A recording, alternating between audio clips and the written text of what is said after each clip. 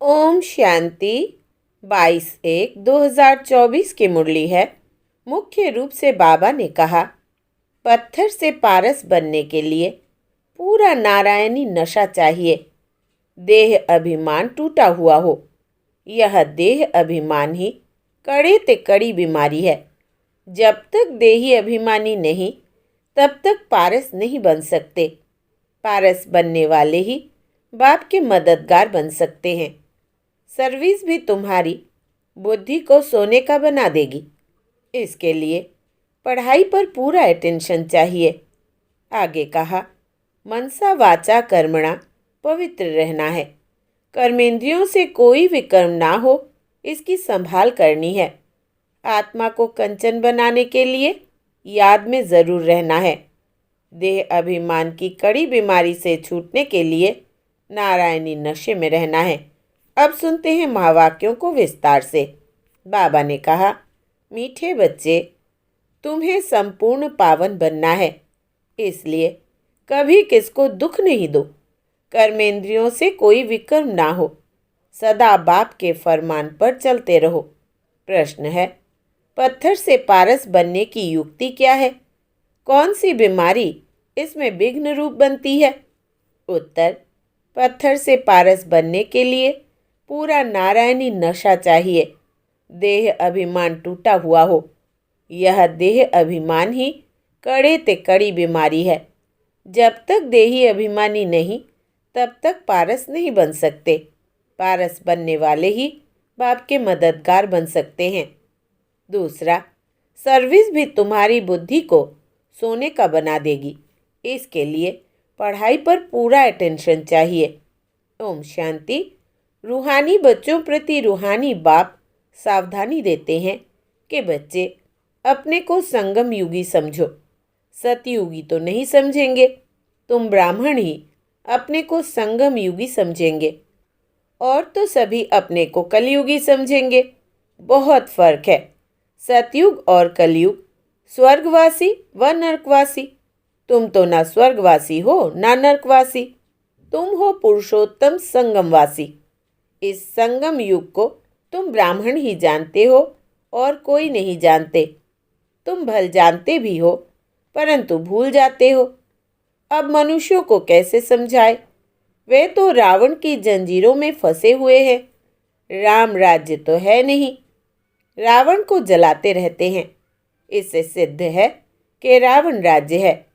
राम राज्य क्या है और रावण राज्य क्या है, यह भी तुम समझते हो। नंबरवार बाप आते हैं संगम युग पर, तो यह भेंट भी अभी की जाती है, सतयुग और कलयुग की। कलयुग में रहने वालों को नरकवासी, सतयुग में रहने वालों को स्वर्गवासी कहा जाता है। स्वर्गवासी को पावन, नरकवासी को पतित कहा जाता है। तुम्हारी तो बात ही निराली है। तो तुम इस पुरुषोत्तम संगम युग को जानते हो। तुम समझते हो हम ब्राह्मण हैं। वर्णों वाला चित्र भी बहुत अच्छा है। इस पर भी तुम समझा सकते हो। कॉन्ट्रास्ट बताना चाहिए। जो मनुष्य अपने को नरकवासी पतित कंगाल समझे, लिखना चाहिए, अब यह पुरानी कलयुगी दुनिया है। सतयुग स्वर्ग नई दुनिया है। तुम नरकवासी हो या स्वर्गवासी, तुम देवता हो या असुर। ऐसे तो कोई नहीं कहेंगे कि हम स्वर्गवासी हैं। कई ऐसे समझते हैं हम तो स्वर्ग में बैठे हैं। अरे यह तो नरक है ना, सतयुग है कहाँ? यह रावण राज्य है। तब तो रावण को जलाते हैं। उन्हों के पास भी कितने जवाब होते हैं। सर्वव्यापी पर भी कितनी डिबेट करते हैं। तुम बच्चे तो एकदम क्लियर पूछते हो, अब नई दुनिया है या पुरानी दुनिया? ऐसा क्लियर कॉन्ट्रास्ट बताना है। इसमें बहुत ब्रेन चाहिए। ऐसा युक्ति से लिखना चाहिए जो मनुष्य अपने से पूछे कि मैं नरकवासी हूँ या स्वर्गवासी। यह पुरानी दुनिया है या नई दुनिया है? यह राम राज्य है या रावण राज्य? हम पुरानी कलयुगी दुनिया के रहवासी है या नई दुनिया के वासी है? हिंदी में लिखकर फिर अंग्रेजी गुजराती में ट्रांसलेट करो तो मनुष्य अपने से पूछे कि हम कहाँ के रहवासी है। कोई शरीर छोड़ते हैं तो कहते हैं स्वर्ग पधारा, लेकिन स्वर्ग अभी है कहाँ? अभी तो कलयुग है। जरूर पुनर्जन्म भी यहाँ ही लेंगे ना। स्वर्ग तो सतयुग को कहा जाता है, वहाँ अभी कैसे जाएंगे? यह सब विचार सागर मंथन करने की बातें हैं। ऐसे क्लियर कॉन्ट्रास्ट हो। इसमें लिख दो भगवान वाच्य। हर एक अपने से पूछे, मैं सतयुगी राम राज्य निवासी हूँ या कलयुगी रावण राज्य का निवासी हूँ? तुम ब्राह्मण हो संगमवासी, तुमको तो कोई जानते ही नहीं। तुम हो सबसे न्यारे। तुम सतयुग कलयुग को यथार्थ जानते हो। तुम ही पूछ सकते हो कि तुम विकारी भ्रष्टाचारी हो या निर्विकारी श्रेष्ठाचारी हो। यह तुम्हारा किताब भी बन सकता है। नई नई बातें निकालनी पड़े ना, जिससे मनुष्य समझे कि ईश्वर सर्वव्यापी नहीं है। तुम्हारी यह लिखत देख आप ही अंदर से पूछेंगे, इसको आयरन एज तो सब कहेंगे, सतयुगी डीटी राज्य तो इनको कोई कह ना सके। यह हेल है या हेवन? ऐसी फर्स्ट क्लास लिखत लिखो कि मनुष्य अपने को समझ जाए कि हम बरोबर नरकवासी पतित है। हमारे में दैवी गुण तो है नहीं। कलयुग में सतयुगी कोई हो न सके। ऐसे विचार सागर मंथन कर लिखना चाहिए। जो ओटे सो अर्जुन। गीता में अर्जुन का नाम दिया है। बाबा कहते हैं यह जो गीता है इसमें आटे में लून है। लून और चीनी में कितना फर्क है? वो मीठा, यह खारा। श्री कृष्ण भगवान वाद से लिखकर गीता ही खारी कर दी है। मनुष्य कितना दलदल में फंस पड़े हैं। बेचारों को ज्ञान के राज का भी पता नहीं है। ज्ञान भगवान तुमको ही सुनाते हैं और किसको पता ही नहीं। नॉलेज तो बहुत सहज है, परंतु भगवान पढ़ाते हैं यह भूल जाते हैं। टीचर को ही भूल जाते हैं। नहीं तो स्टूडेंट कभी टीचर को भूलते नहीं हैं। घड़ी घड़ी कहते हैं बाबा हम आपको भूल जाते हैं। बाबा कहते हैं माया कम नहीं है, तुम देह अभिमानी बन पड़ते हो, बहुत विकर्म बन जाते हैं। ऐसा कोई खाली दिन नहीं जो विकर्म ना होते हो। एक मुख्य विकर्म यह करते हो जो बाप के फरमान को भी भूल जाते हो। बाप फरमान करते हैं मन मना भव, अपने को आत्मा समझो। यह फरमान मानते नहीं है तो ज़रूर विकर्म ही होगा। बहुत पाप हो जाते हैं। बाप का फरमान बहुत सहज भी है तो बहुत कड़ा है।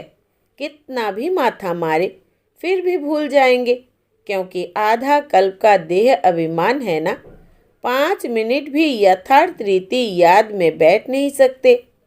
अगर सारा दिन याद में रहे फिर तो कर्मातीत अवस्था हो जाए। बाप ने समझाया है इसमें मेहनत है। तुम वो जिस्मानी पढ़ाई तो अच्छी रीति पढ़ते हो। हिस्ट्री ज्योग्राफी पढ़ने की कितनी प्रैक्टिस है, परंतु याद की यात्रा का बिल्कुल ही अभ्यास नहीं। अपने को आत्मा समझ बाप को याद करना, यह है नई बात। विवेक कहता है ऐसे बाप को तो अच्छी रीति याद करना चाहिए। थोड़ा टाइम निकाल रोटी टुक्कर खाते हैं, वो भी बाबा की याद में। जितना याद में रहेंगे उतना पावन बनेंगे। ऐसे बहुत बच्चे हैं जिनके पास इतने पैसे हैं जो ब्याज मिलता रहे। बाप को याद करते रोटी टुक्कर खाते रहे बस, परंतु माया याद करने नहीं देती। कल्प पहले जिसने जितना पुरुषार्थ किया है उतना ही करेंगे। टाइम लगता है। कोई जल्दी दौड़ी लगाकर पहुंच जाए, यह हो न सके। इसमें तो 2 बाप है। बेहद के बाप को अपना शरीर है नहीं, वो इनमें प्रवेश होकर बात करते हैं, तो बाप की श्रीमत पर चलना चाहिए। बाप बच्चों को यह श्रीमत देते हैं कि देह सहित सब धर्म छोड़ अपने को आत्मा समझो। तुम पवित्र आए थे, 84 जन्म लेते लेते तुम्हारी आत्मा पतित बनी है। अब पावन बनने के लिए श्रीमत पर चलो। तब बाप गारंटी करते हैं तुम्हारे पाप कट जाएंगे, तुम्हारी आत्मा कंचन बन जाएगी। फिर वहाँ देह भी कंचन मिलेगी। जो इस कुल का होगा वो तुम्हारी बातें सुनकर सोच में पड़ जाएगा, कहेगा तुम्हारी बात तो ठीक है। पावन बनना है तो किसको दुख नहीं देना है। मनसा वाचा कर्मणा पवित्र बनना है। मनसा में तूफान आएंगे। तुम बेहद की बादशाही लेते हो ना। तुम भल सच बताओ व ना बताओ, परंतु बाप खुद कहते हैं माया के बहुत विकल्प आएंगे, परंतु कर्मेंद्रियों से कभी विकर्म नहीं करना। कर्मेंद्रियों से कोई पाप नहीं करना है। तो यह कॉन्ट्रास्ट की बातें अच्छी रीति लिखनी चाहिए। श्री कृष्ण पूरे 84 जन्म लेते हैं और शिव पुनर्जन्म नहीं लेते। वो सर्वगुण संपन्न देवता है, यह तो है ही बाप। तुमने देखा है पांडवों के चित्र कितने बड़े बड़े बनाए हैं। इसका मतलब है कि वो इतनी बड़ी विशाल बुद्धि वाले थे। बुद्धि बड़ी थी, उन्होंने फिर शरीर को बड़ा बना दिया है। तुम्हारी जैसी विशाल बुद्धि और कोई की हो न सके। तुम्हारी है ईश्वरीय बुद्धि। भक्ति में कितने बड़े बड़े चित्र बनाकर पैसे बर्बाद करते हैं। कितने वेद शास्त्र उपनिषद बनाए, कितना खर्चा किया। बाप कहते हैं तुम कितने पैसे गवाते आए हो। बेहद का बाप उल्हाना देते हैं। तुम फील करते हो बाबा ने पैसे बहुत दिए, राजयोग सिखलाकर राजाओं का राजा बनाया। वो जिस्मानी पढ़ाई पढ़कर बैरिस्टर आदि बनते हैं, फिर उससे कमाई होती है। इसलिए कहा जाता है नॉलेज सोर्स ऑफ इनकम है। यह ईश्वरीय पढ़ाई भी सोर्स ऑफ इनकम है, जिससे बेहद की बादशाही मिलती है। भागवत रामायण आदि में कोई नॉलेज नहीं है, एम ऑब्जेक्ट ही कुछ नहीं। बाप जो नॉलेजफुल है वो बैठ तुम बच्चों को समझाते हैं। यह है बिल्कुल नई पढ़ाई। वो भी कौन पढ़ाते हैं? भगवान उवाच। नई दुनिया का मालिक बनाने के लिए पढ़ाते हैं। इन लक्ष्मी नारायण ने यह पढ़ाई से ऊंच पद पाया है। कहाँ राजाई, कहाँ प्रजा। कोई की तकदीर खुल जाए तो बेड़ा पार है। स्टूडेंट समझ सकते हैं कि हम पढ़ते हैं और फिर पढ़ा सकते हैं व नहीं। पढ़ाई पर पूरा अटेंशन रखना चाहिए। पत्थर बुद्धि होने के कारण कुछ भी समझते नहीं हैं। तुमको बनना है सोने की बुद्धि। वो उन्हों की बनेगी जो सर्विस में रहेंगे। बैज पर भी किसको समझा सकते हो। बेहद के बाप से बेहद का वर्षा लो। भारत स्वर्ग था ना, कल की बात है। कहाँ 5000 वर्ष की बात, कहाँ लाखों वर्ष की बात। कितना फर्क है। तुम समझाते हो तो भी समझते नहीं है, जैसे बिल्कुल ही पत्थर बुद्धि है। यह बैज ही तुम्हारे लिए जैसे एक गीता है। इसमें सारी पढ़ाई है। मनुष्यों को तो भक्ति मार्ग की गीता ही याद रहती है। अभी तुम जो बाप द्वारा गीता सुनते हो उससे तुम 21 जन्मों के लिए सद्गति को पाते हो। शुरू शुरू में तुमने ही गीता पढ़ी है, पूजा भी तुमने ही शुरू की है। अब पुरुषार्थ कर गरीबों को भक्ति मार्ग की जंजीरों से छुड़ाना है। कोई ना कोई को समझाते रहो। इसमें से 1-2 निकलेंगे। अगर 5-6 इकट्ठे आते हैं तो कोशिश कर अलग अलग फॉर्म भराए, अलग अलग समझाना चाहिए। नहीं तो उन्हों में एक भी ऐसा होगा तो औरों को खराब कर देगा। फॉर्म तो ज़रूर अलग भराओ। 1-2 का देखे भी नहीं तो वो समझ सकेंगे। यह सब युक्तियाँ चाहिए, तब तुम सक्सेसफुल होते जाएंगे। बाप भी व्यापारी है। जो होशियार होंगे वो अच्छा व्यापार करेंगे। बाप कितना फ़ायदे में ले जाते हैं। झुंड इकट्ठा आए तो बोलो फॉर्म अलग अलग भरना है।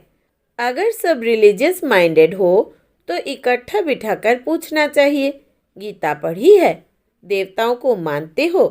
बाबा ने कहा है भक्तों को ही सुनाना है। हमारे भक्त और देवताओं के भक्त वो जल्दी समझेंगे। पत्थर को पारस बनाना कोई मासी का घर नहीं है। देह अभिमान कड़े ते कड़ी बहुत गंदी बीमारी है। जब तक देह अभिमान नहीं टूटा है तब तक सुधरना बड़ा मुश्किल है।